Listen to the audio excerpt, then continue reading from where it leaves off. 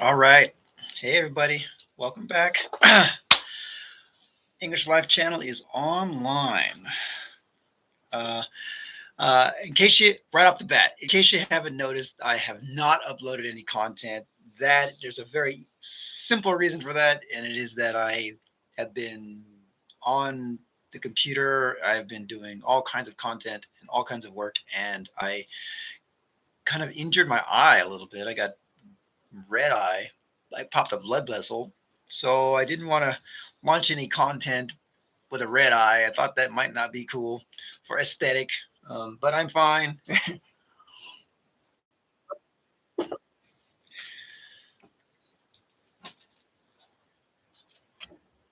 It's cool.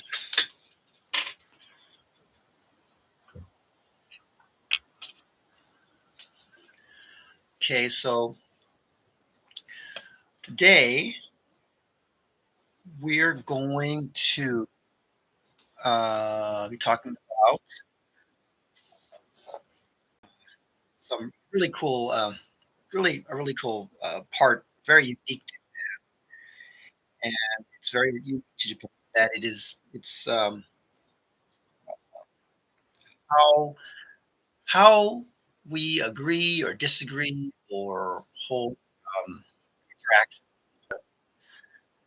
And um, in Japan, people might find that it is a lot different than it's a lot different than in other countries, especially when it comes to East versus West. There have been books written on this topic, um, and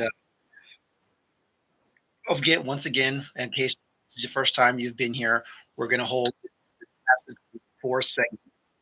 And the first segment will be talking about holding back opinions, which is something they do a lot in Japan. And you're as a Westerner, it could be a very difficult thing to do because that is not what we are taught in the West. We are taught to share your opinion, tell it like it is, you know, be forthcoming, you know, just I didn't say what you thought I just said. I didn't say that at all. I said it was the wrong word. It was forthcott. Okay. Anyways, um, which is not a word. but um, anyways, uh, so in the Western world, we're taught to be very forthcoming, and be forthright, and be completely honest in what our opinion is. But West, not West, in the East, a little bit different. Okay, so I'll give you some examples. Okay, and the point is that in the East and in Japan, they're very conservative, very for a reason. We'll bring that. I'll let that be known what it is, and so that when you come to Japan or you're in an Asian country where you feel that's the air, that's you feel kind of like that vibe where people aren't saying everything they want to say. This is the reason why. Okay, so for example, our first example, um, you're in a meeting. Okay, it's a team meeting. The manager, the person who's running the meeting, says, "Any thoughts?" Right? You're in a meeting in Japan, or you're in a anything. It doesn't have to be a formal meeting. It could be in a casual place. This is the amazing thing. It could be in a casual place where this can happen. Um, I'm going to say a meeting, and they'll say, "Do you have any thoughts?" But you're not sure um, what you want to say if it's too direct, or it's not. It's too negative, or different from the group. So you stay quiet. Okay. Uh, I think I'm speaking from the Asian side of things when I would just be quiet because I don't know if I what I want to say is too honest and maybe too much, so I don't say anything. And this is generally the policy. When you're in a meeting with anyone at any time, and someone and someone says, "What do you think?" and they say nothing, it's not that they don't have an opinion. It's just that in Japan, generally you don't say anything. You're quiet because you don't want to say too little, you don't want to say too much, so you say nothing at all. And that is kind of the way it goes a lot of the time. um, The other thing is like a group settings. Group settings. In a group, you're with coworkers or with friends. Everyone seems to agree. Okay. You notice a problem. Oh, um, but or a better idea, but you hesitate and you think, if I say this, will it cause trouble? In Japan, that's how they think. They think like, oh, maybe I have a better idea. Maybe I'll be quiet because I don't want to rock the boat. I don't want to cause trouble. So they won't say anything. Another reason they won't say anything. They don't want to rock the boat.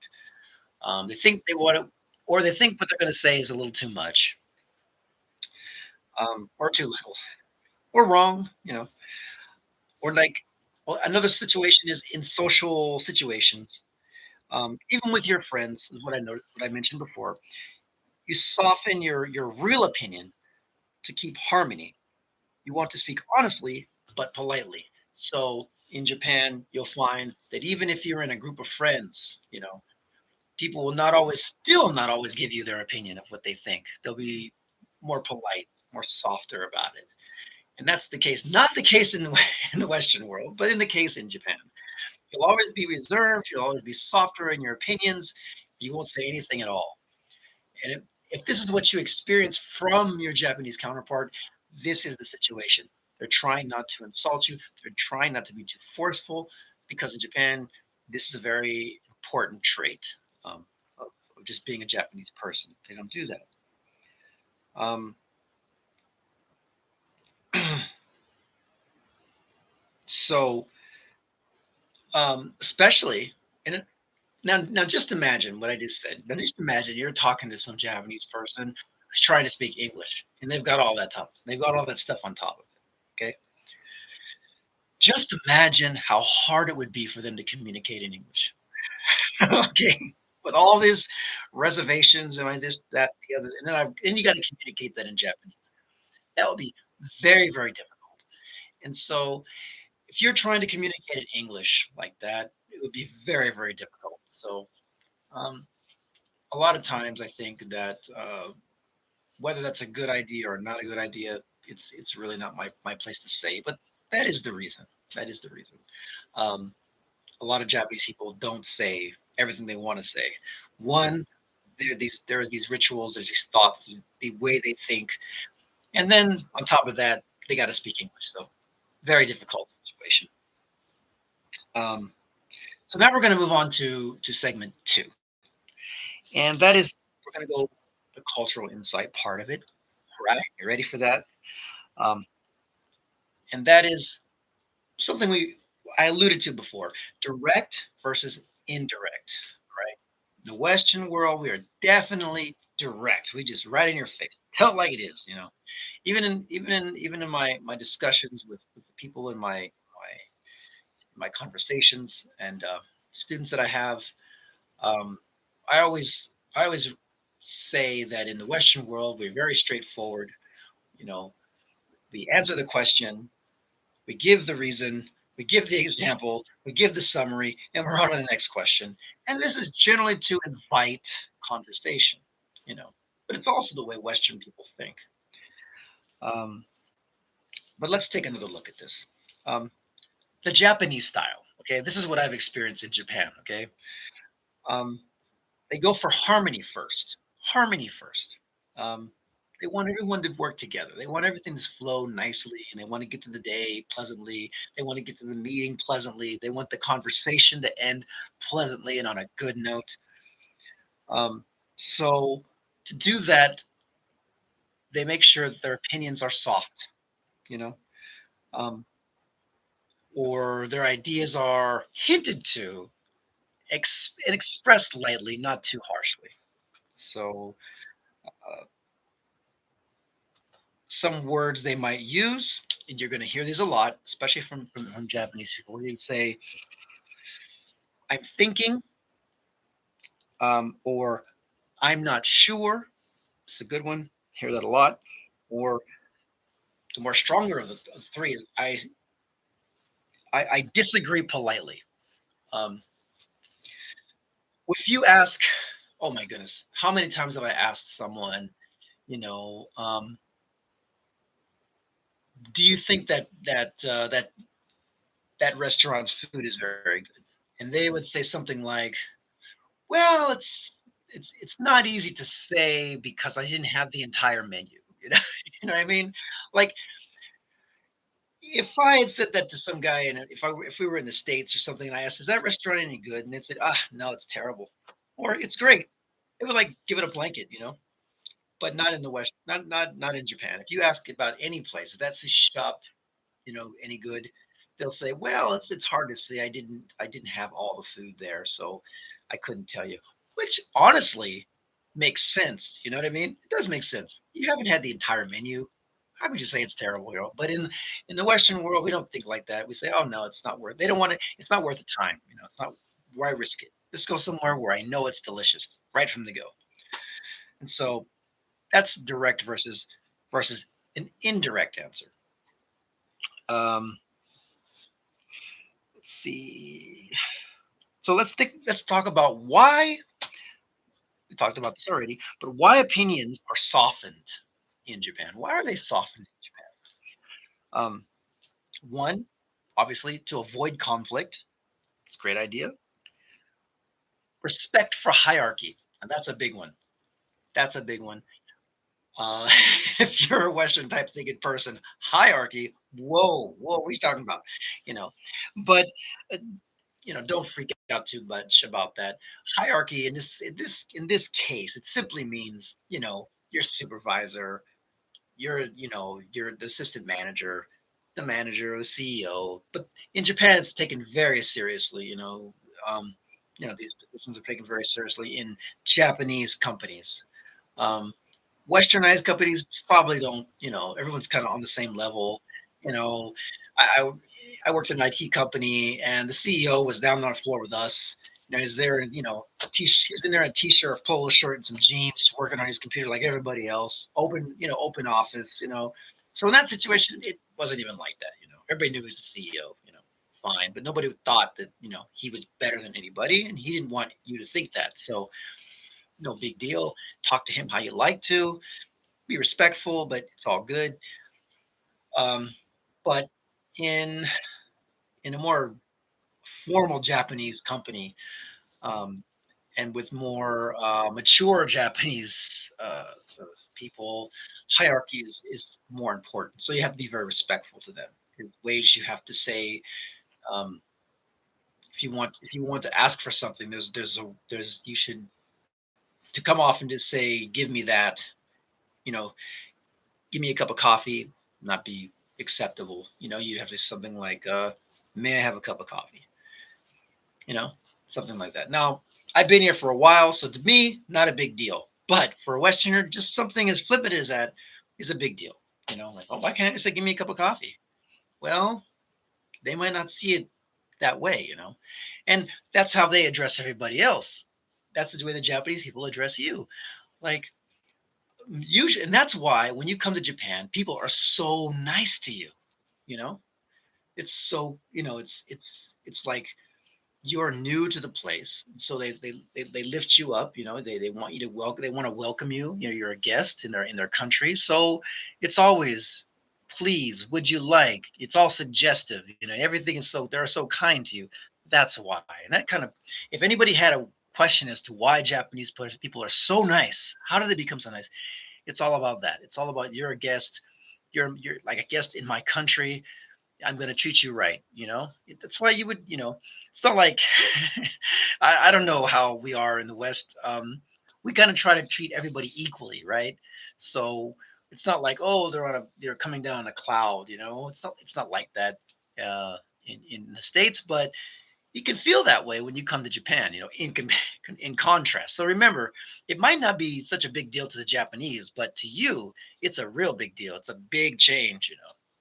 So something to remember, think about. Um, let's see. And if you want to do something that they maybe they if you want to go to a baseball game, and there aren't any games in town, what you're going to realize is, even though it's an absolute no, because there's no games in town, it's not possible. still you're going to get a very soft reply. You're going to get something like, "I'm not sure there's a game available," or um, you're going to say, "I need more time to plan." They'll say something like that if you want to do something like that. And you might be waiting for an answer, and you'll never get one. And that the reason is because that's their way of saying, no, it's not. It's a it's a big end, man. You can't do it, you know. But they will never be direct about it. So when you come to Japan and you get into a group and you find yourself talking to a guide or someone who's helping you out, and you want to do something, and it's really not possible, and the reply, but you're not clear about that, and the reply you get is something like, "I need more time," or "I'm not sure." That's probably a no. Okay. It's not always a no, but for the most part, it's probably a no, especially if you don't get a reply for a while. It's probably a no. But it's the nicest way, I think, to say no to people, I think. And in the Western world, we just flat out say no. Sorry, there's no games in town. Can't do it. You know, but in Japan, a little different. Let's see. Okay, let's move on to segment three. Okay. Um, so another way um, Japanese people are different in the way they express themselves is that when they talk about their opinions, they're very natural, they're polite, and they're clear. Okay, uh, which is why isn't that the way we should all talk? I think, pretty sure. But the Japanese take it to the next level. Honestly, when it comes to this, um, um, so in Japanese and in English, the proper response is to make sure that your replies are, you know, once again, natural, polite, and clear. And again, I'm integrating, I'm mixing all this up. So it's useful. It's useful for how you speak to people in your country, in Japan, in any country, and you also understand how it is in Japan. You can use phrases such as "I think." The Japanese use those phrases. They say "I think." They say something, something, something. Tomo, yo. Tomo. They think. You know. Um, and that's another way. I think that you know. I think that it will rain tomorrow, as opposed to it's going to rain tomorrow. I think that it'll rain tomorrow, as opposed to it will rain tomorrow. It's your opinion. You know. Um, Another one. In my experience, I'm not sure on the Japanese about that, how they would say that, but in English, in my opinion, and you double it up. In my opinion, I think. You can say it like that, like, um, in my opinion, I think we should wait a little longer to let the cake bake because I think it may fall if we take it out too early. So in my opinion, in my experience is the word. Um, Another way, Japanese might reply in the negative form. They'd say something like, "I'm not sure." Now, when they say "I'm not sure," it's usually like "I don't think so" or "No." um, or like I remember the late. I remember no. I remember when Pete Rose. Not sure if he's the late great Pete Rose or still alive. I think he's gone now. I think he passed on. But when he was in Japan and he was talking about baseball and he was talking to a reporter in Japan, and he said something like they said the reporter asked something about what do you think about the level of baseball in America and the level of baseball in Japan, and Pete Rose comes out and he says something like, um, "Oh well, American baseball is the best baseball in the world. We invented it, don't you?" And he flipped the script. He flipped the script. He changed it.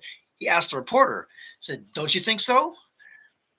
And the reporter was like, "Uh, I'm not sure. We can't say." And I remember this, and I was like, "Oh, he's saying no. Japan's better than American baseball." And I was like, "Wow." That's just, I understood it, and I thought that was amazing that the reporter got kind of taken off his guard and was like, "Whoa."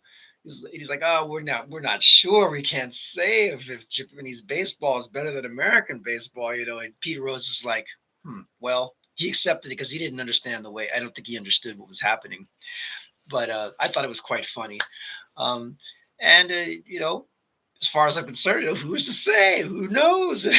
You know, it's it's a real good way to save face, I think, in your honest opinion, because I'm not a I love baseball, of course. I love to go to the games, and but I'm not an expert at baseball, of course, so I'm not in any way, shape, or form in place to say who's better. But that's a good answer, who's to say, who's better, and for me, that's good. But I thought it was something for the reporter. The reporter knows his baseball, right? The reporter knows baseball, so he can make an actual opinion, I think, of it. And he said, "I'm not sure."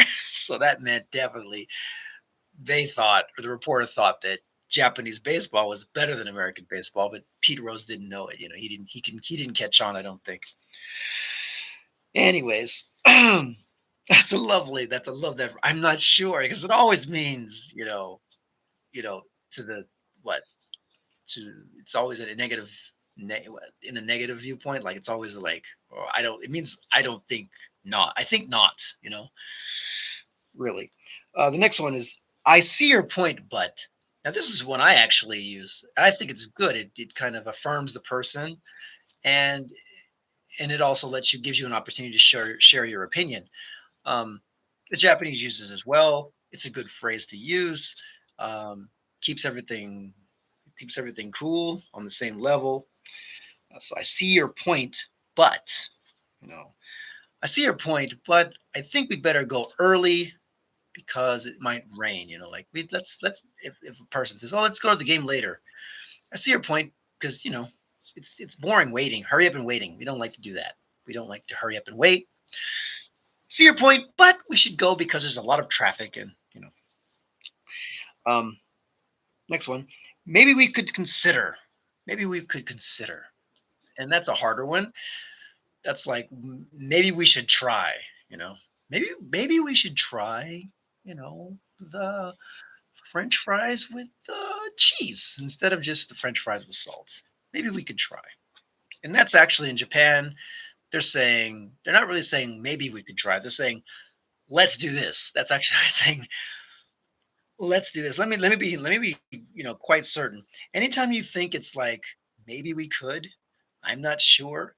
That's definitely a yes and a no. Okay, that's what you need to understand. Okay, but be understanding that they're trying to be polite to you. Okay, and that's important. And it could be the same for you. Maybe they'll have to learn your custom. If you say maybe, you're actually saying no, or you know. But in Japan, definitely like that. Anyway, we could go on and on and on and on. Um, um, let's just do real quick. We'll do some quick direct versus indirect, just right off the bat. So this is indirect and this is direct. Um, and we're talking about natural English versus um, too direct. But we could even reshape that. Just say Western way of saying things. Here we go. Um, you're wrong. You're wrong. That's like direct. You're wrong. Natural way of saying that is, I'm not sure that's correct. Okay. Um, one more. That idea is bad. That idea is bad. A natural way of saying that is, I think we might need another approach. I think we might need another approach. How about, I disagree. I disagree.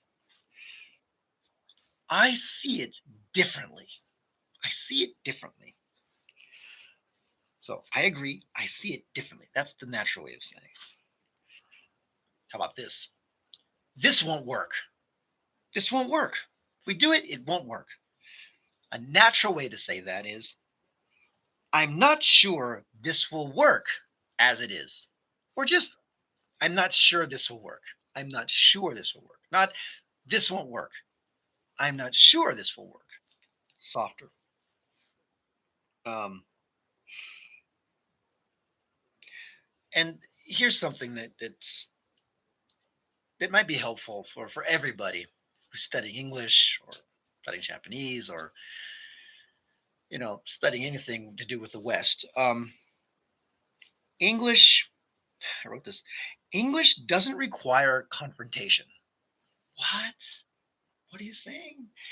English doesn't require confrontation. Okay, it just requires clarity. Okay, be clear. You don't have to be confrontational. Okay. Um, so I disagree. Okay, that can be confrontational. It doesn't have to be that way. You simply say, I see it differently. Okay, not confrontation, not confrontational. You know, just clear. Okay, I see it differently. Okay, and that's a bad idea. No, no.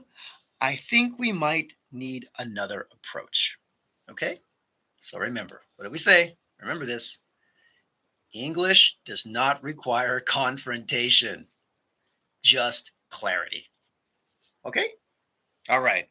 Uh, so we'll wrap up today. This is an awesome podcast. I loved it. It was great trying to explain to you the the in Japan how they like to communicate, how they communicate in ways that are a little bit natural, a little bit more polite, not always direct, no, actually never direct, and that how that contrasts to the Western way of doing things. And once again, how in English it's important for us to remember that to speak English does not mean you have to be confrontational. It just means you need to be clear. Okay, that was great. And next week we're going to have another awesome lesson. Um, how we handle certain things. If I don't change, I might change. I might change it. But for now, um, I want to talk about how we handle problems, mistakes, misunderstandings, awkward moments, stuff like that. Happens to me a lot, a lot. So you're gonna want to stick around for next episode. Okay. Um, Till then, those of you uh, who know me and where we have discussions together, I will see you soon. And guys, if you get a chance, please check out the channel. You'll see a lot of links there. There are links to our merchandise, shirts, hoodies, cups, all kinds of stuff. Also, be sure to check out the English Life website and our newest edition and my magnus opus, the English Academy, the English Life Academy. Excuse me, pronounced it wrong. The English Life Academy. It's dedicated to my philosophy about language and how we see society and how it runs. Just a wonderful website. It's created from scratch. It's amazing. It's awesome. You're gonna love it. Please check it out.